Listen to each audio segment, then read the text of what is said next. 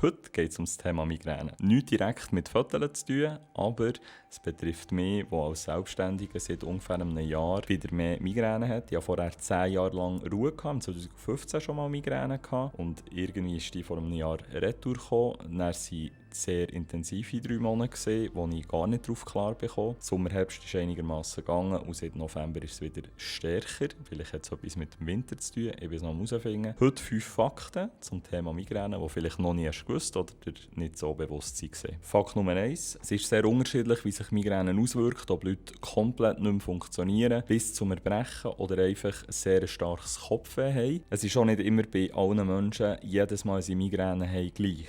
Das macht es sehr schwierig, den Mitmenschen oder den Vorgesetzten beim Arbeiten das Ganze zu erklären. Bringt uns zum Fakt Nummer 2. Der Auslöser von Migräne ist bei weitem eben auch nicht immer der gleiche. Also man kann nicht sagen, dass sehr helles Licht oder irgendwie Punktlicht oder Strukturen oder Lärme das auslösen. Bei mir ist es zum Beispiel so, ich bin jetzt nicht so empfindlich auf Lärme. Sehr starkes LED-Licht, das blendet, lösen bei mir so wie Blendenflecken aus, die lang bleiben, und das kann dann wieder eine Migräne auslösen. Fakt 3. Migräne endet nicht mit dem Kopfschmerz und fängt vor allem auch nicht mit dem an. Ich habe beispielsweise heute so einen kleinen wuschigen Kopf. Wir nennen das so Brain Fog, also ich habe nicht Kopfweh, so einen leichten Druck. Das kann bedeuten, dass ich morgen Migräne habe oder übermorgen. Und den genau gleich wuschigen Kopf habe ich häufig auch nach Migräne. Das nennt man dann eher so einen Migräne-Kater. Ja, das hat leider sehr viel damit zu tun, mit dem Kater, den du vielleicht kennst, wenn du schon mal zu viel Alkohol hast getrunken. Nur leider ist der Migräne-Kater nicht damit verbunden, dass du gestern Abend Spass hast gehabt. Fakt 4. Migräne ist unsichtbar. Das heisst, ich habe unterdessen zum Beispiel aufgehört, allen Leuten zu sagen, wenn ich Kopfweh habe, weil es bringt wie nichts, wenn Menschen wissen, dass es dir nicht ganz so gut geht. Ich weiss, grundsätzlich, wenn man gefragt wird, wie geht es dir, dann antworte ich ehrlich,